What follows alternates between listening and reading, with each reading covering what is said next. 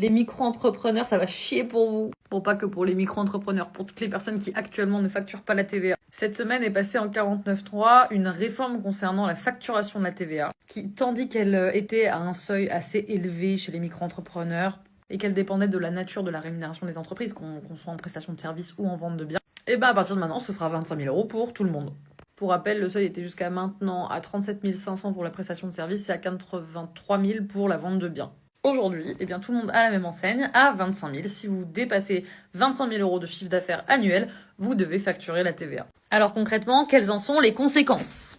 La première chose, c'est que vous allez devoir demander un numéro de TVA et que vous allez devoir facturer la TVA sur toutes vos prestations, que ce soit à des particuliers ou à des professionnels. Ça, c'est vraiment problématique pour les entrepreneurs qui facturent les particuliers. Parce que jusqu'à maintenant, ils pouvaient se permettre d'avoir des tarifs finalement globalement 20% moins chers que ceux qui facturaient la TVA. Si vous facturez les entreprises, c'est pas problématique puisque les entreprises récupèrent la TVA, donc c'est pas un souci. Donc vous allez devoir apprendre à facturer la TVA. Donc il y a quelques mentions qui changent au niveau de vos devis et de vos factures. Et surtout, il va falloir que vous appreniez à déclarer la TVA. Donc vous allez devoir tous les mois déclarer votre chiffre d'affaires dans une déclaration de TVA aux impôts. Alors il y a une motion de censure qui va être déposée cette semaine, mais par rapport aux différentes opinions politiques des partis sur le sujet, il y a de grandes chances qu'elle ne soit pas adoptée. Donc que le gouvernement ne soit pas renversé et de fait que cette nouvelle réforme vis-à-vis de la TVA soit appliquée.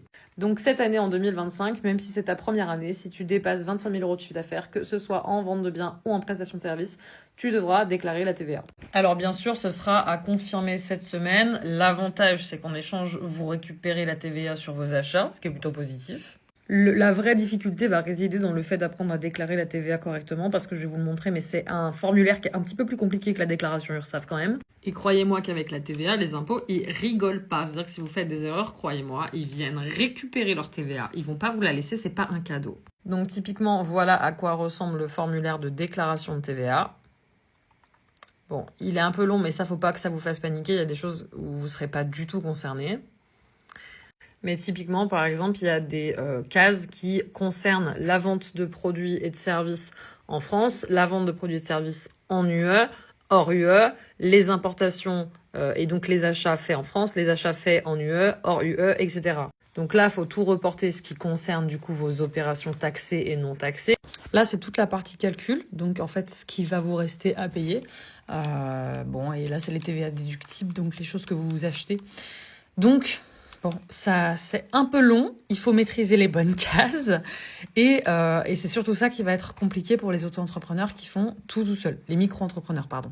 Typiquement, ça, c'est les cases que moi, je remplis quand je fais du chiffre d'affaires en France et en